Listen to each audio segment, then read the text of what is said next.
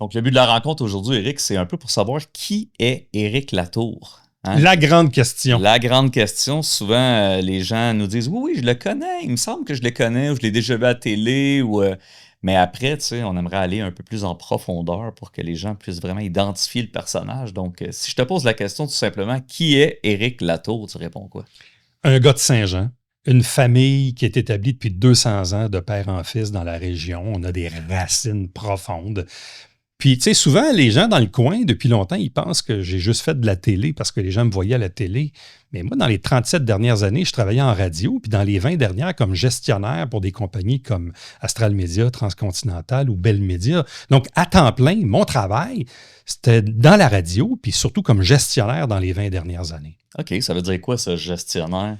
Directeur de l'information, directeur de projet, directeur pour des applications mobiles, pour du web, direction générale de stations de radio, redressement financier.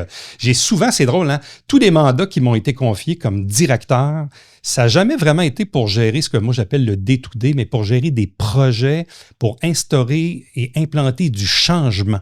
C'est quoi le tremplin entre ce que tu faisais, là, parce que c'est ton expertise, ton expérience, puis la politique?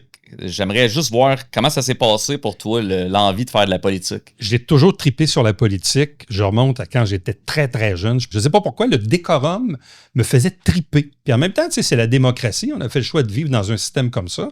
Mais tu sais, j'ai bifurqué dans le domaine des médias pendant très longtemps, depuis 10-15 ans. Et j'ai beaucoup de respect pour les gens qui font ça parce que c'est un sacrifice de vie faire de la politique.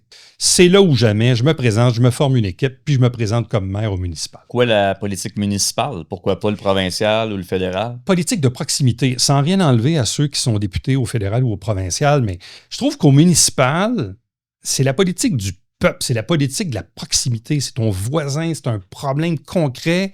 Je sens qu'on peut prendre des décisions et en mesurer les effets rapidement dans notre communauté. Je suis curieux de savoir un peu ta vie personnelle. As-tu des enfants? T'es-tu marié? Moi, je suis avec ma blonde depuis une trentaine d'années. Puis j'ai une grande fille qui a 35 ans et j'ai eu des jumeaux qui aujourd'hui ont 28 ans. Puis ma plus jeune, Maude, a eu un petit bébé qui a aujourd'hui 14 mois. OK. Puis tes passe-temps, qu'est-ce que tu aimes faire, là, mettons, quand tu n'es pas en train de travailler, là? Nouvellement, depuis 10-12 ans, le golf. Pas super bon, mais j'aime ça, le feeling d'être au golf, d'être en plein air, de marcher, de se promener. Je sais pas, je trouve ça calme. Pour te connaître un peu, tu as tout le temps des belles lunettes, tu as tout le temps des souliers style un peu italiens. Tu sais, tu as un petit côté fashion quand même, là. J'aime ça. Puis, tu sais, les lunettes, très souvent, moi, j'aurais pris des lunettes plus flyées. Mais là, souvent, on me dit « Ouais, Éric, tu fais de la télé. » Là, les gens, ils vont juste regarder tes lunettes. Moi, quand j'ai travaillé à TQS, le patron, il n'aimait pas mes lunettes parce qu'il dit « Sont trop petites, on ne voit pas tes yeux. » Donc là, j'ai choisi des lunettes plus grandes pour le besoin de la télé, anti-reflet. Fait que j'ai toujours eu un souci, mais ne pas avoir fait de télé, j'aurais probablement choisi encore des lunettes plus fashion. On commence avec tes 3 qualités, exemple. Rassembleur, capacité d'adaptation. Puis je suis assez facile à travailler. Je suis assez de bonne humeur. Oui, assez facile à travailler. S'il y avait des petits défauts, là, des trucs que tu te dis « Ah, ça peut-être que... » En fait, des fois, on a le défaut de nos qualités. Mm-hmm. Je suis malheureusement très intolérant à la malhonnêteté intellectuelle.